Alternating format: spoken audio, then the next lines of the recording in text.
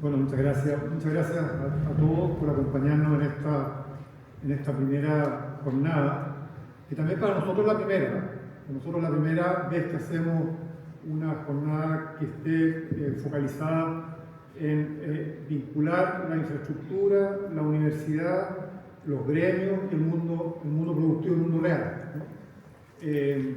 Y nos parece que es un tremendo desafío para una organización como la nuestra, que se ha dedicado durante el último tiempo a pensar, a reflexionar respecto de cómo intentar llevar adelante políticas en el campo de la infraestructura, y entendiendo que la infraestructura en sí mismo no es nada si es que no presta un servicio, ¿no? Es claro, puede ser cemento, puede ser movimientos de tierra, puede ser una cantidad importante de actividades, pero finalmente el sentido que tiene la infraestructura es prestar servicios, y los servicios se prestan en función de los intereses y el bienestar fundamentalmente de las personas. Por lo tanto, el desafío que se nos planteó en este tipo de reuniones es ver de qué manera podemos ir vinculando esto que aparece tan árido, que es la construcción de infraestructura, el dotar a las economías de una base sobre la cual se construyen las actividades productivas, de esta visión centrada en las personas. Y eso es lo que nos interesa poder poner a prueba hoy día con ustedes, y ojalá podamos encontrar ese vínculo que para nosotros es muy útil, porque nos da la orientación sobre la cual podemos ir diseñando nuestras propuestas de política pública.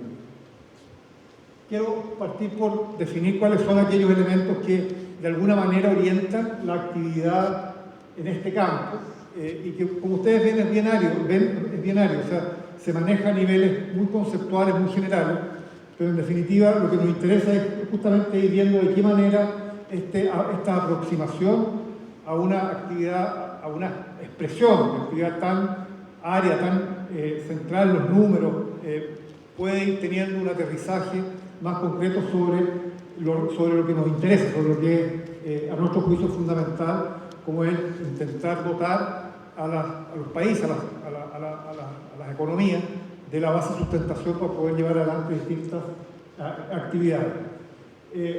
La infraestructura en Chile representa un 15% más o menos de la inversión total. La inversión total es la inversión que realiza tanto el sector público como el sector privado en distintas actividades que tienen por efecto ir multiplicando sus actividades, o sea, generar nuevas actividades, ¿no? Por ejemplo, una fábrica es una inversión en un establecimiento que permite que en ese establecimiento se realicen actividades económicos productivas que van en beneficio de las personas. Un puente es una inversión que permite la circulación permite cruzar los ingenieros de caminos dicen que el puente no es sino la forma de unir dos caminos, ¿no? En general lo que se dice es que un camino los caminos están unidos por puentes, pero en fin, da lo mismo. Lo que en concreto interesa saber es que son actividades que van permitiendo nuevas actividades, van permitiendo que se expanda la actividad productiva y económica del país. Y eso se evalúa a través de un concepto que es bien básico, que se llama la formación bruta de capital fijo, ¿sí? Cuánto se invierte año a año en capital, en la base esta de capital que permite que la actividad económica del país pueda desplegarse. Más o menos en Chile se invierten del orden de 70.000 millones de dólares al año, de lo cual aproximadamente el 15%, 12.000 millones de dólares, es inversión en infraestructura. O sea, todo lo demás es inversión en otras actividades distintas de la infraestructura. Y de ese 15%, de ese total, de los 70.000 millones de dólares, aproximadamente el 12% es invertido por el sector privado, por el sector público, y el 88% es invertido por el sector privado. O sea, la formación de capital fijo fundamentalmente la lleva adelante el sector privado, el sector público contribuye a través de sus inversiones, que son esencialmente en infraestructura, y de la infraestructura pública, lo que se invierte con recursos públicos es más o menos un 2,1% del PIB, o sea, aproximadamente 7.000 millones, y lo demás se invierte a través de distintas formas de asociación con el sector privado. O sea, lo que quiero decir con esto es que el rol que tiene el sector privado en la formación bruta de capital fijo es extraordinariamente importante. O sea, aquí no es posible pensar de que esto que le provee a toda la sociedad de una base productiva para efecto de poder realizar distintas iniciativas, lo lleva adelante el Estado, pero en combinación siempre con el sector privado, y eso es muy importante tenerlo presente para cuando tengamos que ver cómo se financia, ¿no? Cuáles son los esfuerzos de financiamiento que tienen que hacerse. Hay actividades especiales, como el caso del metro, que tiene una particularidad, producto de su larga historia, producto de la demostración de ser muy competente y por el tipo de servicio que presta, que se financia con recursos propios de endeudamiento, pero básicamente con un soporte muy importante de parte del Estado que no queda registrado, por lo tanto puede llevarlo a cabo sin necesidad de comprometer el presupuesto público, al menos desde el punto de vista contable. Pero eso tiene que ver con una calidad de la empresa Metro, que ha sido muy bien evaluada durante los últimos casi 50 años. Este año estamos cumpliendo 50 años, felicitaciones, y por tanto tiene un tremendo valor, una tremenda confianza depositada que le permite desplegarse plenamente sin necesidad de estar en esta entelequia. Pero lo importante es tener presente de que inversión más o menos representa un 22% del PIB, de ese 22% un porcentaje es en infraestructura, y de esa infraestructura un porcentaje es realizado por el Estado en combinación con el sector privado. La infraestructura se mira, cuando uno habla de políticas de infraestructura en general a nivel del Estado, la primera aproximación es, y ustedes lo pueden leer en la prensa y lo pueden ver en muchas partes, la primera aproximación de los gobiernos es bueno, vamos a invertir en infraestructura porque falta empleo, ¿no? Y ustedes ven que muchas veces cuando hay problemas de desempleo, a lo que se recurre es a la inversión en infraestructura. Y es efectivamente un gran proveedor de infraestructura. Aproximadamente por cada $5.000 invertidos en infraestructura se crea un puesto de trabajo mes. Por lo tanto, uno puede sacar la cuenta de cuánto es el empleo que se otorga a través de la infraestructura, de acuerdo a los montos de inversión que se pueden llegar a ejecutar. Una segunda aproximación al tema desde la política pública es la superación de brechas. Y eso también es bien natural. Nuestro país ha tenido un desarrollo, yo diría bien potente, pero desigual. Hay zonas que se han desarrollado de mejor manera que otras, hay actividades que se han desarrollado de mejor manera que otras, y por lo tanto se van produciendo diferencias que son muy notorias y que por lo tanto llaman la atención desde el punto de vista de la política pública para que se vayan supliendo esas diferencias, y eso es lo que nosotros llamamos el cubrir las brechas de infraestructura que se han ido produciendo y que se generan por el uso, se generan por las diferencias de aproximación a cómo resolver los problemas, se diferencian también por los montos invertidos en determinadas circunstancias. Hay muchas razones, pero en definitiva la segunda aproximación para entrar en los temas de infraestructura tiene que ver con la superación de brechas, y nos parece que esa búsqueda de un mayor equilibrio, una mayor equidad entre los distintos territorios que se invierten, que se intervienen a través de la infraestructura, nos parece que es una buena invitación. Sin embargo, creemos que no es suficiente.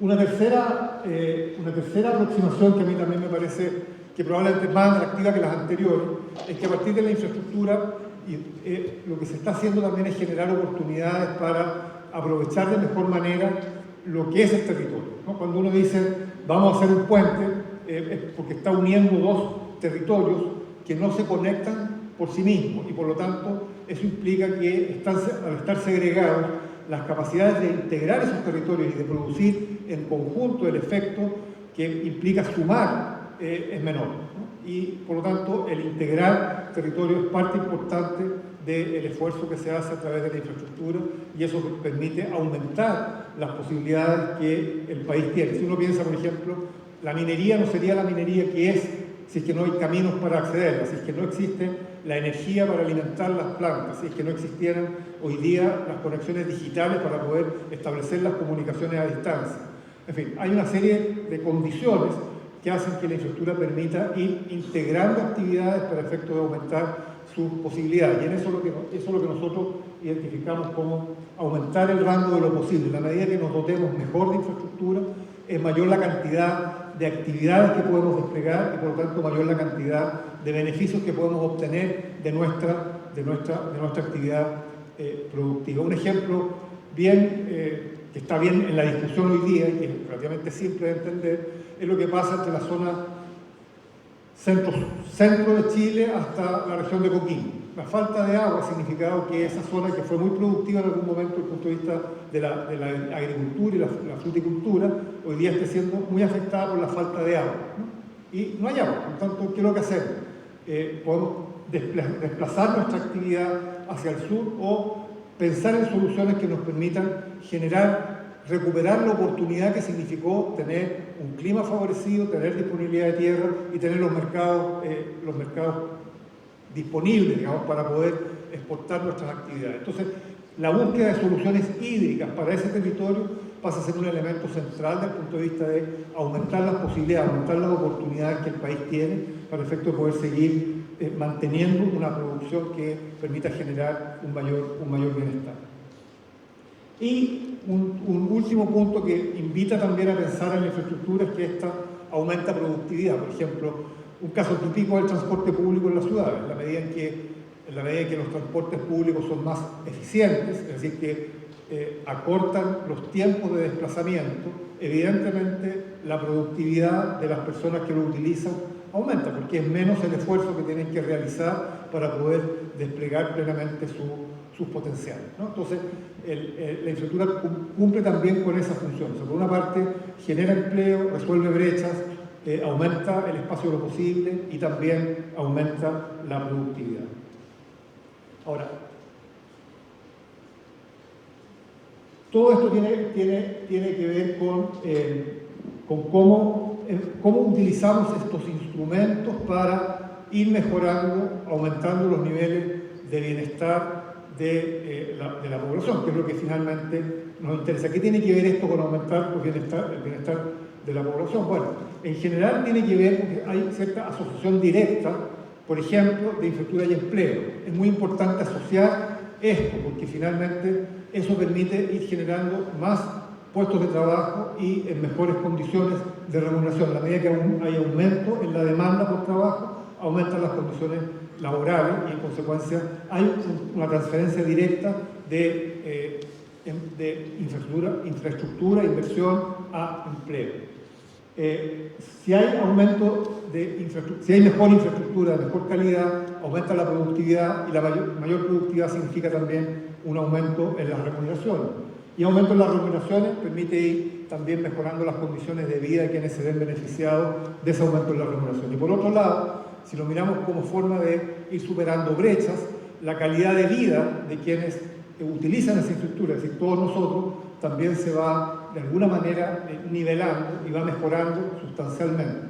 El caso clásico también son los espacios públicos en las zonas periféricas de las ciudades, que cuando están activos y cuando están en condiciones de prestar servicios debidamente, la calidad de vida de las personas que los utilizan es mejor que aquellos lugares en los cuales, que las personas que viven en aquellos lugares en los cuales la infraestructura está deteriorada. Y esa calidad de vida sí es importante desde el punto de vista de ir mejorando las condiciones, el bienestar general de la población. Por lo tanto, en el corto plazo, la infraestructura cumple un rol importante desde el punto de vista del bienestar y en el mediano plazo, en el mediano y largo plazo, evidentemente tiene un aporte a mejorar la calidad de vida en la medida que aumenta la posibilidad de generar bienes que a su vez generan excedentes, que a su vez generan retribución al Estado y por esa vía acceder a bienes públicos que a todos nos interesa que se puedan ir manejando.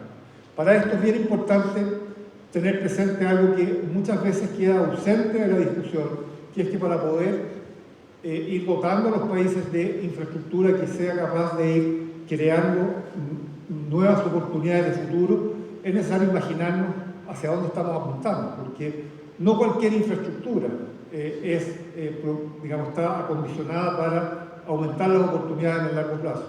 Está acondicionada para resolver brechas, pero no necesariamente para aumentar las condiciones de vida en el largo plazo. Por lo tanto, el pensar cómo mejoramos esa conexión entre inversión, calidad de vida, tiene un componente importante de de imaginación de futuro, de apuntar a qué sociedad es la que queremos, apuntar qué actividades económicas son las que queremos promover, apuntar a qué cosas son las que identificamos como proveedoras de un mayor nivel de bienestar para los habitantes del país sobre el cual estamos operando.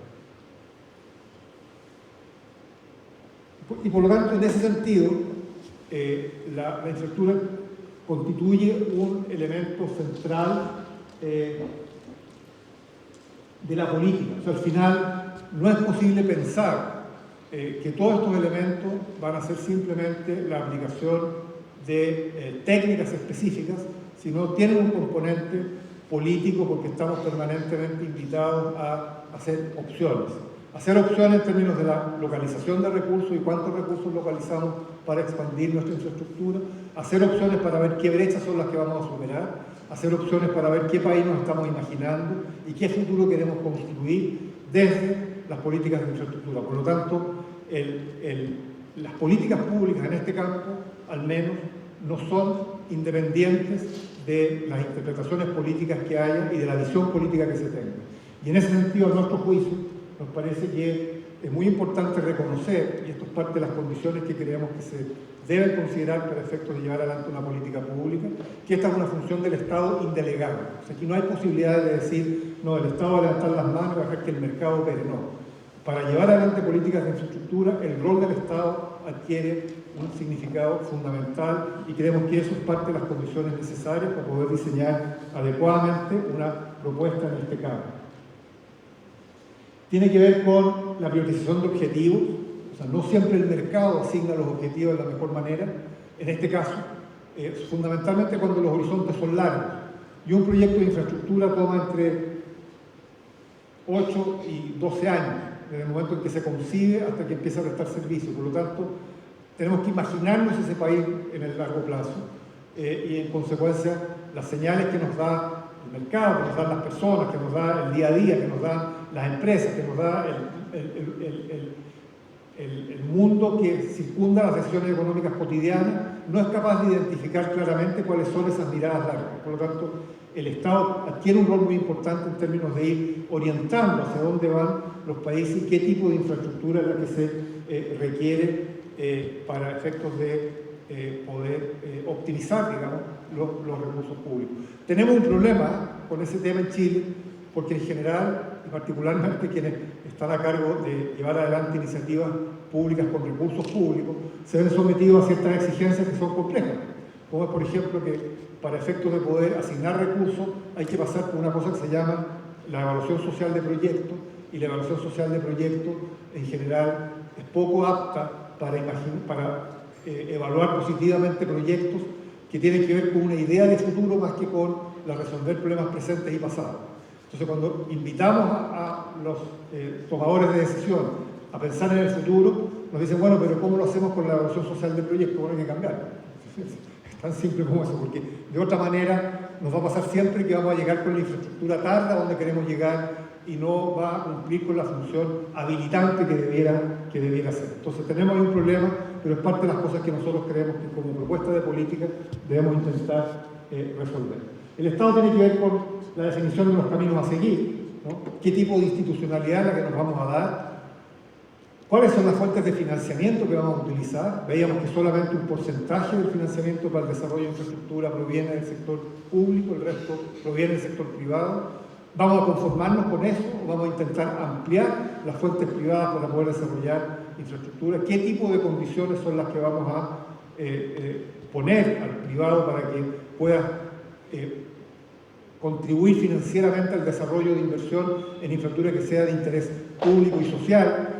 ¿Cuáles son los elementos que tenemos que administrar para que esto pueda equilibrarse debidamente y las inversiones se puedan hacer? O sea, no basta con decir queremos que el privado invierta, pero si el privado no invierte, no hay cómo hacerlo. Tenemos que invitar a que las condiciones más básicas para que eso se pueda materializar tienen que cumplir ciertos requisitos. ¿Cuáles son esos requisitos que estamos dispuestos a conceder en algunos casos para que esto pueda ser posible?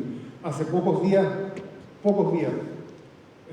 el viernes pasado, ¿no?, se declaró desierto un gran proyecto de infraestructura que se iba a hacer a través del sistema de concesiones, que es el embalse La Punilla, en la zona del Ñuble.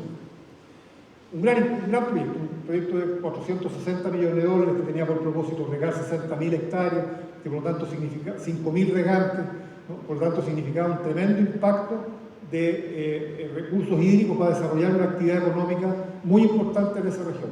Y se declara desierto, ¿no? Se declara desierto porque no hubo interés privado para materializarlo.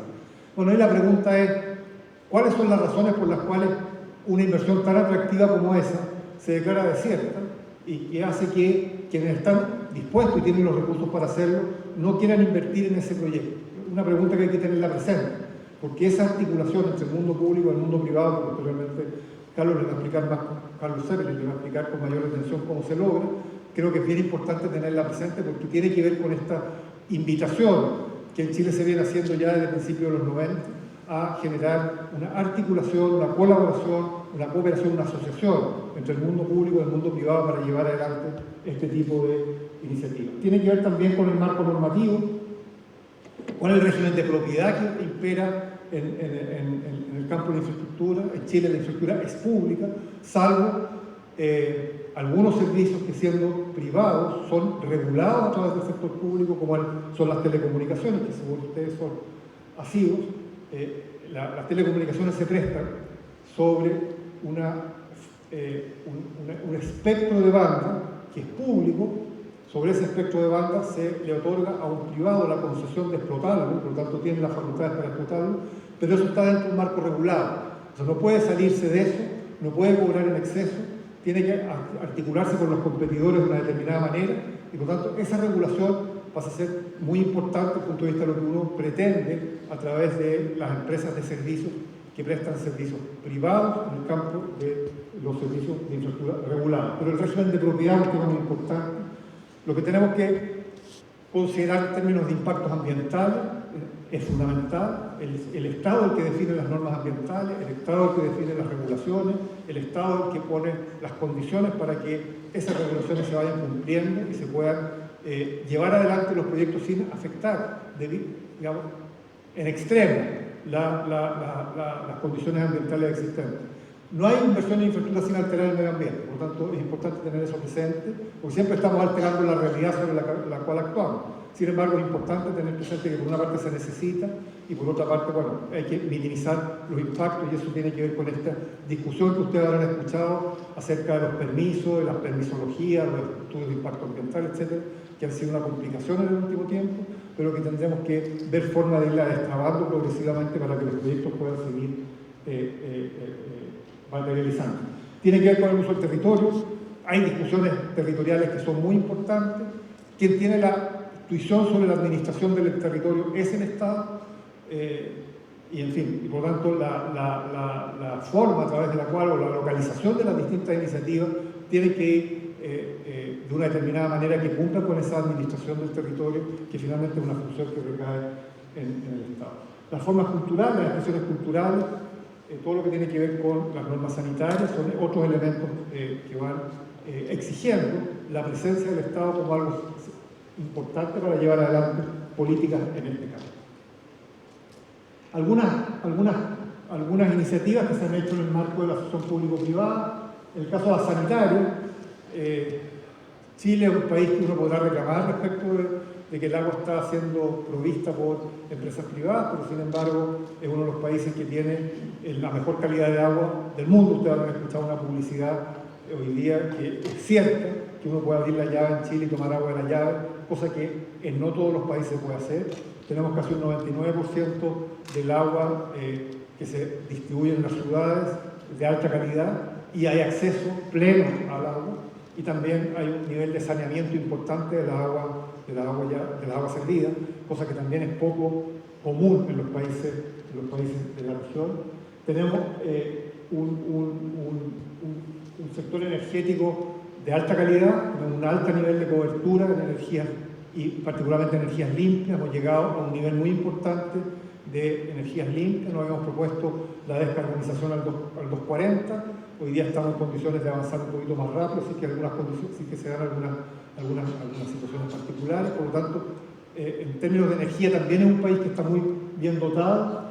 En el caso de telecomunicaciones tenemos un cierto liderazgo en calidad y cobertura en infraestructura digital para llegar a todos los destinos, ¿no? Tenemos un sistema concesional de obras de infraestructura pública, caminos, carreteras, hospitales, cárceles y otros servicios de características más sociales que también han cumplido con una función muy importante. Por lo tanto, desde el punto de vista de la financiación privada de infraestructura pública, hemos tenido un aporte importante y parte de las cosas que creemos que hay que reconocer para ver de qué manera le sacamos más provecho a esto, de qué manera podemos incrementar esta modalidad que se ha instalado en Chile y que ha tenido bastantes elementos virtuosos. Entonces la pregunta que uno se hace es, bueno, ¿cómo nos estamos viendo, ¿no? Ahora, ¿no? Y ahora nos estamos viendo relativamente bien, sin embargo, hemos ido perdiendo ritmo, ¿ah? Hemos ido bajando nuestro ritmo. Tuvimos un boom entre los 90 y los primeros 10 años de este siglo. A partir de un cierto momento empezamos a tener un cierto ritmo más lento, y hoy día algo que nos parecía poco probable, que era perder liderazgo en algunas industrias a nivel latinoamericano, está sucediendo, ¿no? Y eso entonces es preocupante, sí es preocupante, porque nos está dando una señal de que es posible avanzar más rápido, y la posibilidad de avanzar más rápido tiene que ver con la posibilidad de ir expandiendo de mejor manera los servicios que este tipo de infraestructura le presta a la comunidad. Y en consecuencia, cuando hay reclamos de que hay cosas que no están funcionando bien, es justamente de eso lo que hay que hacerse cargo. ¿De qué manera podemos avanzar más rápido para que esos servicios que hoy día motivan reclamos puedan empezar a prestarse? Y eso se hace a través de distintas formas de inversión. Lo que nosotros promovemos es que, dadas las restricciones de recursos que tiene el Estado, que esto se haga a través de las distintas modalidades de asociación público-privada que existen en el país, que se han desarrollado y que han cumplido una función. Entonces, una de las cosas que nosotros creemos es que nos ha ido bien, hemos hecho las cosas bien, pero estamos dejando de hacerlas mejor, y por lo tanto tenemos que preocuparnos de qué forma podemos avanzar más rápido, ¿no? Y parte del desafío, que no tiene que ver con una cuestión voluntarista, ni tiene que ver con algo que tenga por propósito generarle utilidades a alguien. No, esto tiene que ver estrictamente con la capacidad que tiene el país de irse dotando de servicios que permitan ir avanzando en el bienestar que se requiere para que la población pueda desplegar plenamente sus habilidades, sus potencialidades. Entonces, tenemos que dejar de hacer, para esto tenemos que pensar en dejar de hacer lo otro, ¿no? Y en eso nosotros tenemos algunas ideas, que son ideas que hemos estado conversando con alguna gente, que nos parece que son interesantes, y porque tienen un componente explícito, yo lo diría novedoso, porque esto es una vieja discusión desde hace mucho tiempo, pero explicitarlo en este momento no es tan trivial, ¿no?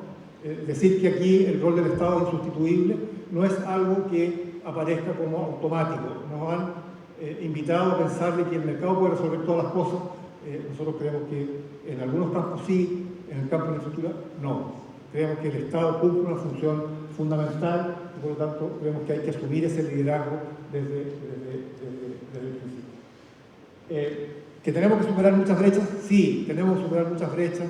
Muchas de las incomodidades que existen en los países como los nuestros es justamente por estas diferencias que se dan entre un tipo de infraestructura y otro, entre un tipo de servicios y otro, entre un tipo de prestaciones y otro, ¿no? Y por lo tanto creemos que es muy importante tener como norte, como parte de la política pública de infraestructura, el ver de qué manera desde el Estado podemos generar las condiciones para que esas brechas se puedan ir superando.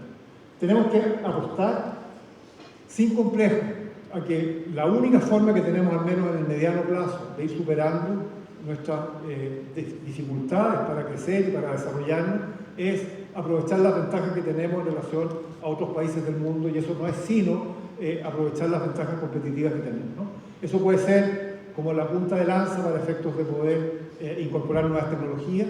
De hecho, hoy día, si uno mira, y nos ha tocado estar en la zona minera, y si uno ve hoy día la minería en Chile es distinta a lo que era hace 20 años atrás. O sea, hoy día es una minería mucho más sofisticada, con mucho más tecnología incorporada, con mucho más conocimiento, con trabajadores mucho más capacitados, porque justamente se van visto en la obligación de perfeccionarse al efecto de poder cumplir con esta incorporación adicional de valor. Por lo tanto, lo que hoy día exportamos es un producto que puede ser en la forma igual, pero en el contenido, todo lo que es la línea de producción hacia atrás, es muy superior. Y tanto es así que hoy día Chile ya está exportando una cantidad importante de servicios que se han ido desarrollando a través de las actividades que son de punta, la fruticultura,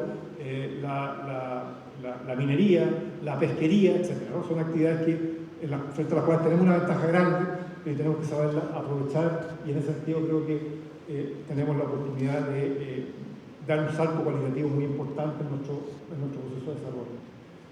¿Tenemos que explorar nuevos mercados? Sí, hay nuevos mercados que han surgido como consecuencia del contar con energías limpias. Ustedes habrán leído el hidrógeno verde, porque pónganse ustedes una cuestión que está bien presente y que es posible perfectamente explotarlo, que hoy día las noticias no son tan halagüeñas, pero sí hay una industria que puede desarrollarse en la cual nosotros tenemos ventajas que son muy atractivas para ese propósito. Los centros de datos, el tener energías limpias nos permite constituirnos en una oferta mundial de centros de datos, y digo mundial porque efectivamente podemos de aquí alimentar con bases de datos, con centros de datos a muchos países del mundo que demandan poder hacerlo, pero no pueden hacerlo porque no tienen las condiciones de energía que nosotros tenemos, y como ustedes bien saben, los centros de datos tienen una demanda de energía enorme, y en consecuencia, si tenemos energías limpias podemos hacer esa oferta.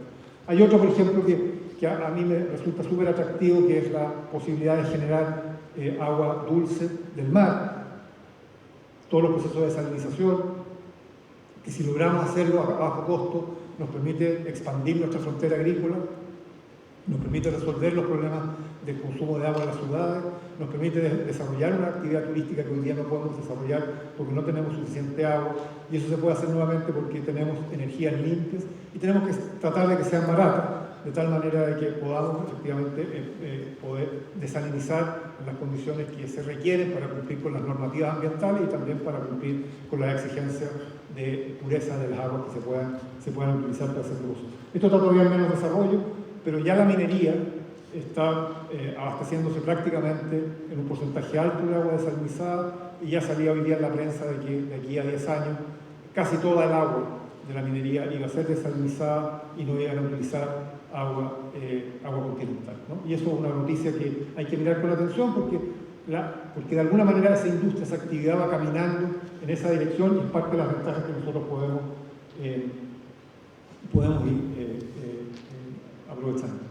Y el último punto que nos parece también importante destacar es que, y eso tiene mucho que ver con la discusión nacional hoy día, que son los permisos, las cosas, que en definitiva no es sino tratar de destrabar lo que nosotros mismos nos inventamos para trabarnos las cosas, porque al final si uno empieza a ver cómo se van generando los permisos, son porque hay problemas que se intentan regular. Entonces, surge un problema, se hace una regla, surge otro problema, se hace otra regla, pero la regla 1 no necesariamente conversa con la regla 2, y la regla 1 conversa con la 3, entonces empezamos a armar una maraña de reglas que creemos que tenemos la obligación de destrabar, ¿no? Y creo que parte importante de lo que está haciendo hoy día en el Parlamento, a través de la legislación de permisos que se llama, y la legislación ambiental, apunta en esa dirección. Acá se ha discutido mucho acerca de la voluntad de las personas, de la capacidad de las instituciones, los objetivos de las instituciones. Yo creo que esto es más simple que eso. Es más simple desde el punto de vista del discurso, mucho más complejo desde el punto de vista de la implementación. Pero creemos que tenemos una cierta obligación de ir destrabando estos enredos que nosotros mismos armamos y en forma ojalá lo más rápida posible, de tal manera de no perturbar el proceso de inversión, que es finalmente lo que nosotros creemos que hay que intentar potenciar para poder de la inversión pasar a prestar mejores servicios, ¿no?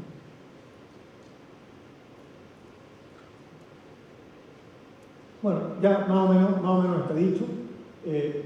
¿Cuáles son las ventajas competitivas que nosotros creemos que tenemos? Son las que ustedes conocen, o más o menos deben conocer: energía, minería, industria agroalimentaria, industria forestal, turismo, otros servicios. Tenemos que potenciarlas. Para potenciarlas creemos que hay que ver qué es lo que estamos haciendo en el sector logístico, qué estamos haciendo en el sector agua, qué estamos haciendo en las ciudades, qué estamos invirtiendo en las ciudades, qué política vamos a hacer en el sector energético, qué política vamos a hacer en el sector de las telecomunicaciones y la economía digital, de tal manera de poder cumplir con todos estos objetivos. Por definición de país, tenemos grandes acuerdos, hemos sido signatarios de los Objetivos Sustentables de Naciones Unidas, por lo tanto ahí hay un gran marco ordenador para alcanzar determinados objetivos.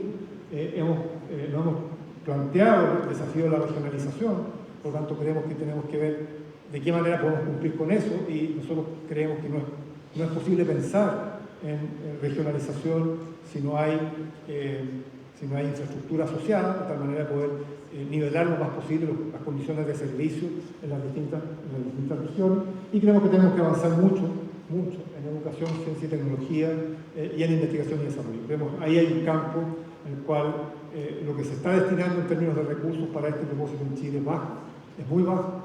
Aumentarlo significa dejar de invertir en otras cosas, pero el valor que tiene invertir en educación, ciencia, tecnología, investigación y desarrollo nos parece que debiera más que justificar el poder hacer un esfuerzo en ese sentido, de tal manera de poder ligarlo a las inversiones en infraestructura y en consecuencia poder hacer desarrollos de infraestructura mucho más inteligentes.